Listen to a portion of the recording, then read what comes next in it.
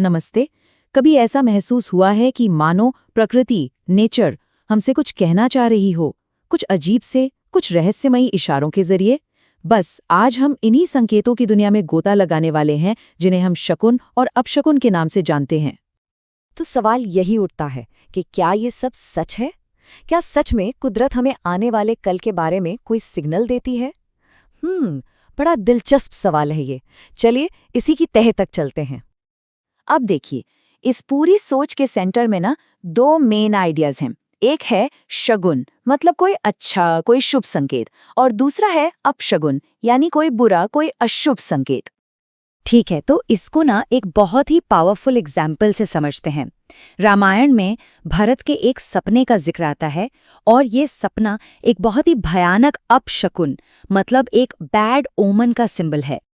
तो इस सपने में भरत देखते क्या है? वो देखते हैं अपने पिता राजा दशरथ को एक बहुत ही डरावनी हालत में।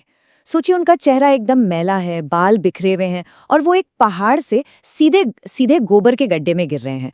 और इतना ही नहीं, वो अपनी अंजुली से तेल पी रहे हैं और तिल भात खा रहे हैं।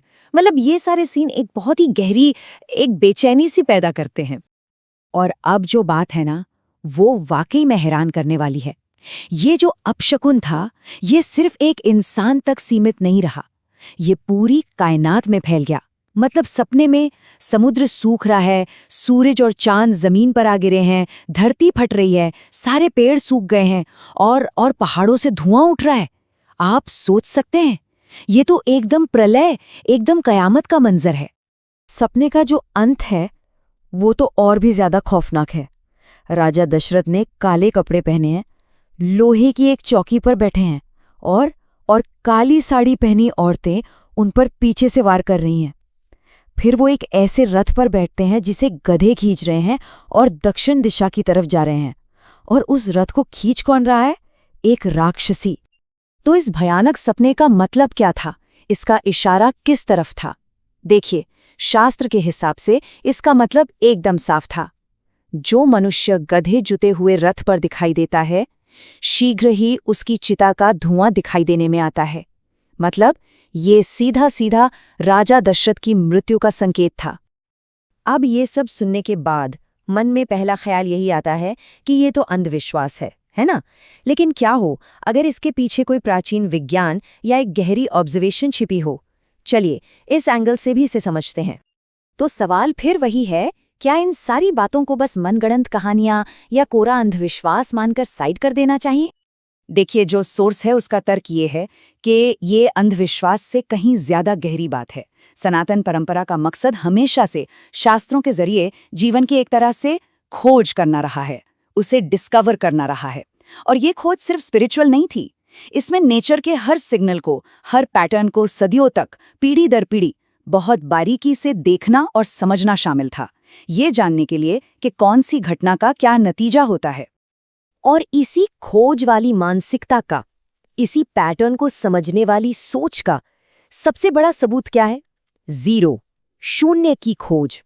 जैसे गणित में एक पैटर्न को देखकर शून्य का आविष्कार हुआ, ठीक उसी तरह प्रकृति में अलग अलग पैटर्न देखकर शकुन अपशकुन शास्त्र बना। तो ये उस परंपरा का प्रतीक है जो सिर्फ मानती नहीं है, बल्कि ऑब्जर्व करती है। चलिए अब सिक्के का दूसरा पहलू भी देखते हैं। बहुत हुई अपशकुन की बात, अब बात करते हैं शुभ संकेतों की, यानी शकुन की। और इसका एक बहुत ही इमोशनल उदाहरण हमें सीता जी के अनुभव से मिलता है।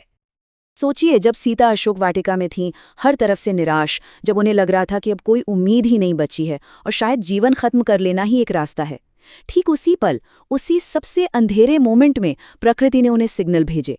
उनकी बाईं आंख फड़की, फिर बाईं भुजा और फिर बाईं जांघ। ये संकेत उनके लिए उस निराशा में उम्मीद की एक छोटी सी किरण बनकर आए। और इन संकेतों का असर कैसा था, ये बात बहुत ही खूबसूरती से बताई गई है। वाल्मीकि रामायण में एक बहुत सुंदर उपमा दी गई है। जैसे वर्षा होने पर सूखा बीज फिर से हरा भरा हो जाता है, बिल्कुल वैसे ही इन शकुनों को महसूस करके सीता जी का मन भी खुशी और उम्मीद से भर गया था। तो भरत का सपना और सीता जी के अनुभव, इन दोनों कहानियों के बाद आइए अब शकुन और अपशकुन का जो मतलब है उसे और साफ साफ समझते हैं। तो शकुन, जैसा हमने सीता जी के केस में देखा, एक शुभ संकेत है, एक पॉजिटिव साइन। ये इस बात का इशारा देता है कि चाहे कितनी भी निराशा क्यों न हो, उम्मीद बाकी है और जीवन में कुछ अच्छा होने वाला है। और इसके ठीक उलट है अपशकुन। ये एक अशुभ संकेत है, एक वार्निंग साइन जो किसी आने वाली बुरी घटना के लिए हमें सचेत करता है।